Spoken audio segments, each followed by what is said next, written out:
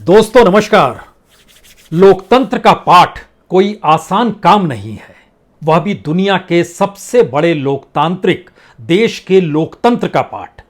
उस लोकतंत्र का पाठ जिसकी उत्पत्ति आजादी और विभाजन को एक साथ देखते और भोगते हुए हुई, और विभाजन के दौर में रक्तपात, हिंसा, नफरत, आक्रोश सब कुछ इस देश ने देखा है।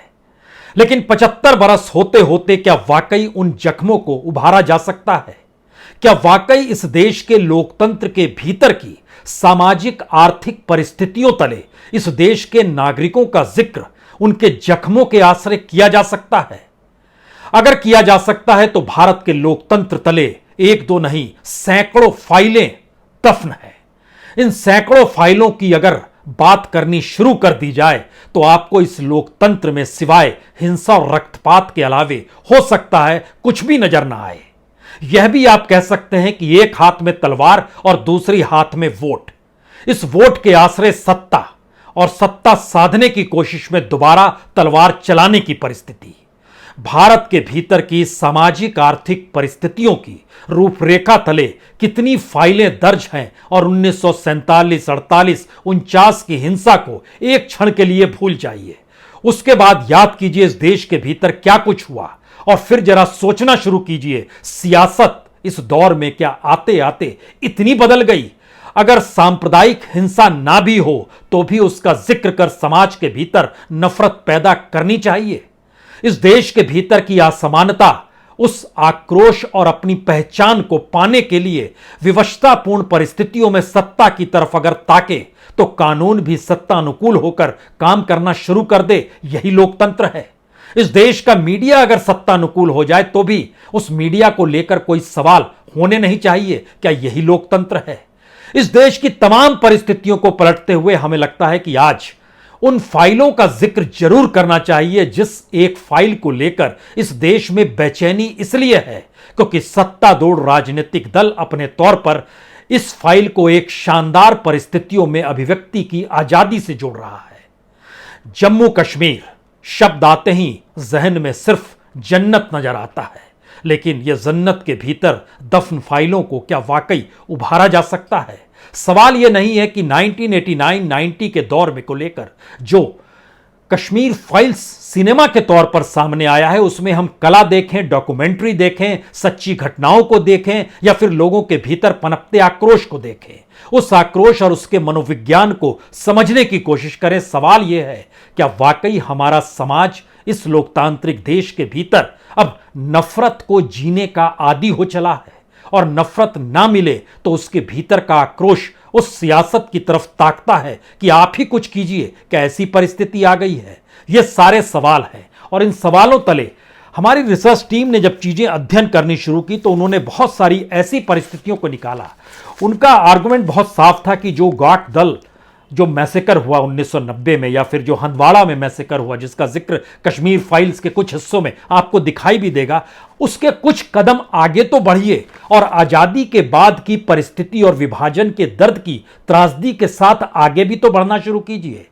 1949 के बाद इस देश में पहली बार जो हिंसा हुई थी वह जबलपुर में हुई थी 1961 में, फिर राउरकेला में हुआ था 1964 में, जमशेदपुर में हुआ 1965 में, रांची में हुआ 1967 में, अहमदाबाद में हुआ 1969 में, मुंबई के वर्ली इलाके में हुआ 1974 में। लेकिन ये ऐसी घटनाएं हैं जब इसको खंगालने लगिएगा तो आपको जानकर हैरत होगी इस देश के भीतर में लगभग 10 लाख से ज्यादा लोग विस्थापित हो गए, अपने घरों से ही और अपने ही इलाके के दूसरे इलाके में रहने लगे, चाहे वो गुजरात उसके हिस्से में आ जाए, चाहे मुजफ्फरनगर के दंगे उसके हिस्से में आ जाए। लेकिन जिक्र आज इसका नहीं है। जिक्र तो इस बात का है कि क्या वाकई भारत की सियासत अब उस नफरत को खोजना चाहती है? भारत की सामाजिक आर्थिक परिस्थिति क्या वाकई इस दौर में असमानता, गरीबी, बेरोजगारी, वर्ग विभाजन, असुरक्षा का भाव इन्हें पनपाना चाहती है? क्या वाकई इस दौर के भीतर में जो भय, आशंका, खतरा या खौफ होता है और उसके समानांतर जो नफरत होती है, उसके समानांतर जो क्रोध और गुस्सा लोगों का होता है, जो भय होता है, क्या उसको उभारने की जरूरत इस दौर में सियासी तौर पर है या समाज की ही यह जरूरत बन गई है?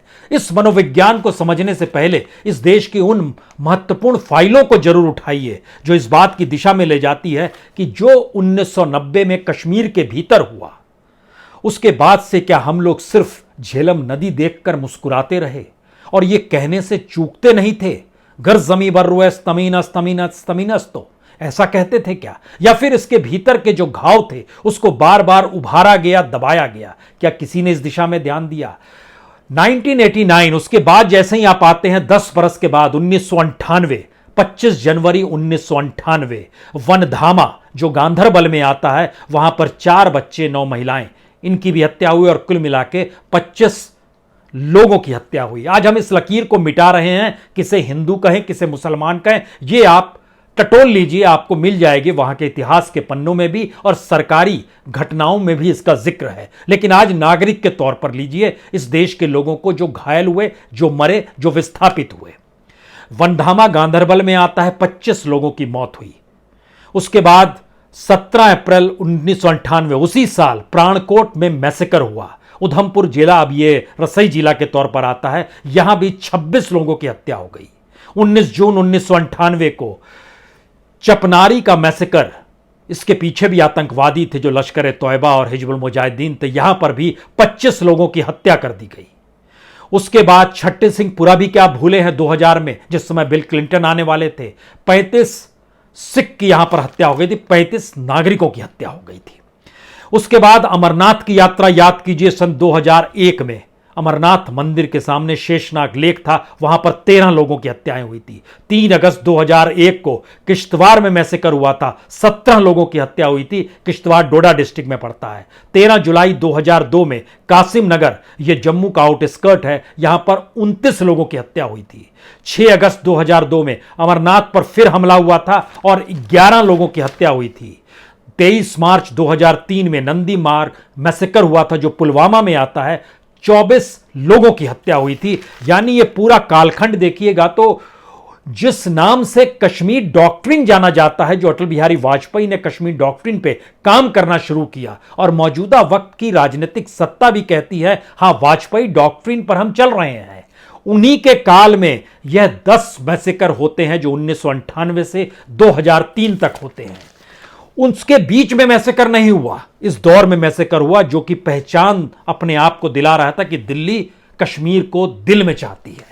और उसके बाद एकमात्र 2006 में जो मैसेकर हुआ, जब मनमोहन सिंह प्रधानमंत्री थे, तब डोडा का मैसेकर हुआ, यहां पर भी 35 लोगों की हत्या हुई। उसके बाद से फिर चीजें थम गई। लेकिन इस पूरी प्रक्रिया में जब हम इन बातों को और जख्मों और फाइलों का जिक्र करते हैं, ये किस बात का अंदेशा देते हैं और इन बातों के जरिए क्या यही हमारे जहन में बसा हुआ है कि इतनी चीजें घायल हुई? हमें लगता है कि आज इससे हटकर कुछ और दिशा को भी इस देश के संदर्भ में देखना चाहिए, क्योंकि इस देश के भीतर में 1960 से लेकर सही मायने में कहें तो सबसे बड़े दंगे जो हुए थे, कोलकाता के दंगे हुए थे 1964 में, जिसमें 100 से ज्यादा लोगों को हत्याएं हो गई थी। 1964 से लेकर 2020 तक, यानी दिल्ली राइट्स तक की परिस्थितियों को अगर आप सियासत की लकीर को पकड़ते और चलते हुए समझना शुरू करेंगे तो वहां की राजनीतिक सत्ता हर दंगे के बाद या तो बदलती है या सत्ता को लाभ मिलता है। यह कमोवेश हर दंगे और हर हिंसा में नजर आता है और ऐसी ही परिस्थितियां कश्मीर के भीतर भी सियासी तौर पर कमोवेश हर बार उभरी। उसको साधने के लिए दिल्ली ने अपने तरीके की सियासत साधी, कश्मीर में बैठे सियासतदानों ने अपने तरीके से सियासत साधी, लेकिन सियासत की जरूरत रक्तपात, हिंसा, इस तरह की परिस्थितियां रही हैं। क्या सामाजिक आर्थिक जरूरत भारत की यही रही है? क्योंकि इन परिस्थिति में जब हम जिक्र कर रहे हैं 1964 से लेकर 2020 तक, तो मौतों का सिलसिला जो सरकारी फाइलों में दर्ज है यह तकरीबन 12,000 है। जो घायल हुए हैं उनकी संख्या लगभग 5,000 है। यह ऑफिशियल जानकारी जो खास खास घटनाओं का हम अभी आपसे जिक्र करने जा रहे हैं। जो जेल में लोग गए उनकी संख्या भी 10,000 के लगभग है और जो विस्थापित हो गए उनकी संख्या लगभग 5 से 7 लाख है। यह इस देश का सच है और इस देश के सच को बार बार इसी रूप में उभारा जाए। अगर ऐसी घटना नहीं हो रही है तो इन घटनाओं को याद करके दोबारा से खौफ, आतंक, भय और आक्रोश लोगों के जहन में भर दिया जाए। यह एक अजीबोगरीब मनोविज्ञान है जो भारतीय राजनीति और लोकतांत्रिक परिस्थितियों की जरूरत बना दी गई है। क्योंकि 1964 में कोलकाता दंगे, उसके बाद याद कीजिए 1983 का असम का नल्ली नरसंहार, 1800 से ज्यादा आदिवासी वहां पर हत्याएं हो गई थी, नल्ली का नरसंहार। 1980 मुरादाबाद, सरकार की तरफ से जानकारी आई थी 400, लेकिन एक एनजीओ ने जब पूरी रिपोर्ट बनाई तो कहा 2500 लोगों की मौत हुई थी। 1965 से 1989 गुजरात को इस रूप में ही परखने की जरूरत है, क्योंकि जब 2002 की घटना हुई तो लोग भूल गए पहले वक्त में वहां पर किस रूप में दंगे हुआ करते थे। 1969 में 630 लोगों की मौतें हुई थी और कुल मिलाके इस पूरे काल में यानी लगभग 25 साल के दौर में 3130 मौतें हुई गुजरात के भीतर ही। 1984 का क्या सिख दंगा क्या देश भूल पाएगा? कितनी 3000 से ज्यादा संख्या और भी ज्यादा बताई गई, क्या भूला जा सकता है? क्या वो सियासत की लकीर नहीं थी? और सियासत ने अपने तौर पर सियासत और सत्ता को साधने के लिए ऐसी परिस्थितियां इस देश में नहीं बनाई थी। और सबसे महत्वपूर्ण बात है, इसके ठीक समानांतर कानून को भी अपने जहन में रखिए। कानून को अपना काम करना चाहिए, पुलिस प्रशासन को अपना काम हर घटना के वक्त में करना चाहिए, लेकिन वो सत्तानुकूल क्यों हो जाते हैं? और उस दौर में जिन्हें सवाल उठाना चाहिए, चाहे वो पत्रकार हो, चाहे वो वकील हो, चाहे वो प्रोफेसर हो, चाहे एक सामाजिक कार्यकर्ता हो, वो सवालें भी कहीं पॉलिटिकल तौर पर सत्तानुकूल हो जाए या विरोध की विचारधारा के साथ चलने लगे, ऐसी परिस्थितियों में रही है क्या? ये सारी चीजें लगातार आएंगी। उन भिवंडी के दंगे 1992-93 में अयोध्या के वक्त में लगभग मुंबई में जो हिंसा हुई उसमें 900 से ज्यादा लोगों की मौत हुई, 2000 से ज्यादा लोग घायल हुए थे। सिख दंगों में जिसका हम जिक्र कर रहे थे तो उसमें सरकार तो कहती है 3350, लेकिन जानकारी जो दूसरे माध्यमों से या राजनीतिक तौर पर जिसका जिक्र किया उसमें 10,000 से ज्यादा मौतों का जिक्र है। उत्तर प्रदेश का हाशिमपुरा 1987, 42 लोगों को किस तरीके से वहां पर नदी में डाल दिया गया, यह कैसे कोई भूल सकता है? दिल्ली से बहुत दूर नहीं है हाशिमपुर का इलाका, जो मेरठ के हिस्से में आता है या कहीं गाजियाबाद के हिस्से में आता है। उससे पहले बिहार चले जाइए, भागलपुर के दंगे 1989, 1000 से ज्यादा मौतें, 50,000 से ज्यादा विस्थापन। इन सारी परिस्थितियों को जब आप देख रहे हैं तो उस दौर की राजनीतिक सत्ता बदल जाती है। यानी हिंसा और रक्तपात, आक्रोश और नफरत या तो सत्ता को बलवती बनाती है या फिर सत्ता डिगाने के लिए विपक्ष के हथकंडे के साथ आकर खड़ी हो जाती है। और समाज के भीतर की गरीबी, मुफलिसी, असमानता, भय, आक्रोश, सत्ता से कुछ पाने की चाहत, राजनीतिक दलों से कुछ पाने की इच्छा, ये सारी परिस्थितियों का कॉकटेल इस समाज के भीतर में बड़ी मोटी मोटी लकीर विभाजन और नफरत के आश्रय खींचना शुरू कर देता है। किसी भी समाज के भीतर में शिक्षित होकर काम करने की स्थिति में फिल्मकार को भी जीना है, पत्रकार को भी जीना है, पॉलिटिशियंस को भी जीना है, सामाजिक कार्यकर्ता को भी जीना है। लेकिन अगर वो सिर्फ एक टारगेट लेकर चले कि कैसे हमें राजनीतिक सत्ता मिल जाए, तो इस आश्रय तो देश कितना पीछे जाएगा यह अब कहने की जरूरत होनी नहीं चाहिए। ये तमाम परिस्थितियां लगातार हर कोई देख समझ रहा है और इसमें कितनी बड़ी स्थिति और कितनी बड़ी पूंजी का योगदान है, वो पूंजी आती कहां से है, ये सारी परिस्थितियां भी इसके साथ जुड़ी है। गोधरा में जो ट्रेन में आग लगा दी गई, 58 लोगों की मौत और उसके तुरंत बाद क्रिया की प्रतिक्रिया होती है, ये कहने से आरएसएस नहीं चुकी। और उसके बाद 2002 में जो गुजरात का मैसेकर है, क्या कोई भूल सकता है? 2013 में मुजफ्फरनगर में कैसी परिस्थितियां थी? मुजफ्फरनगर के दंगे इसलिए भी मायने बड़े रखते हैं क्योंकि उस दौर की सत्ता जश्न में मशगूल थी और मुजफ्फरनगर के दंगों में 62 से ज्यादा की मौतों का जिक्र सरकारी तौर पर किया गया। 200 से ज्यादा लोग घायल हो गए, 50,000 से ज्यादा लोग विस्थापित हो गए। यह खुली आंखों से हर कोई देख रहा था। होते होते देखिए, जब ये सारी चीजें एक सिस्टम का हिस्सा बना ली गई, राजनीति भी एक सिस्टम पैदा करती है और राजनीति जब उस सिस्टम के ऊपर चलने लगती है और सिस्टम और सियासत के भीतर का अंतर मिट जाता है, तो ऐसी घटनाएं आपके नाक के नीचे भी हो जाए तब भी आपको एहसास नहीं होता है। और यह एहसास 2020 में दिल्ली ने महसूस किया है।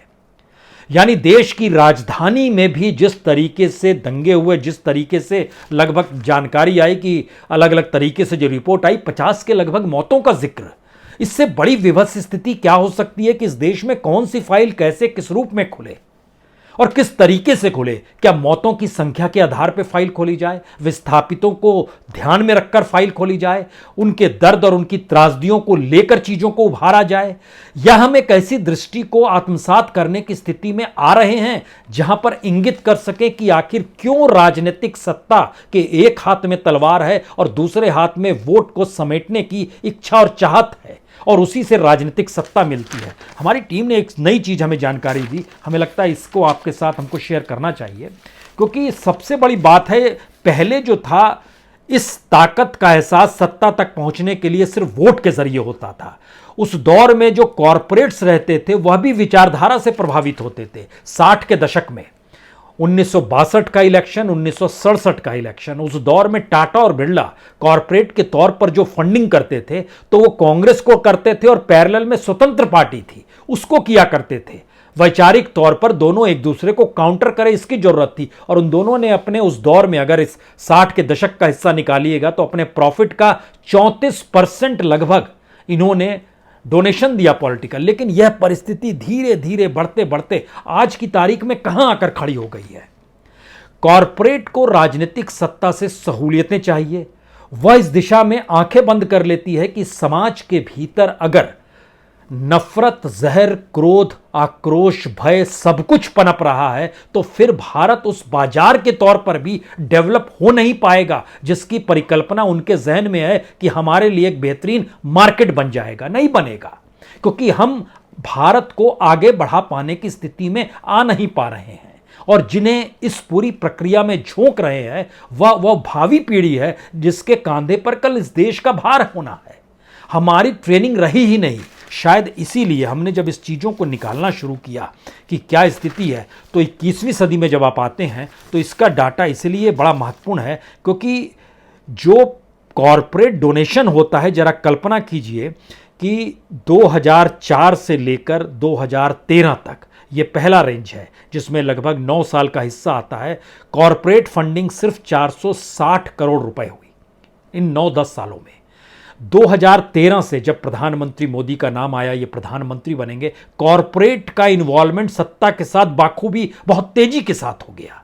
2013 से 2018 के बीच में 2416 करोड़ रुपए इतनी फंडिंग हो गई और 2018 के मार्च में जब बॉन्ड्स आ गए, इलेक्ट्रल बॉन्ड आ गए, तो सिर्फ इलेक्ट्रल बॉन्ड ही इन 4 साल के भीतर लगभग 8000 करोड़ के कॉरपोरेट के जरिए पैसा पॉलिटिकल पार्टीज को आ गया।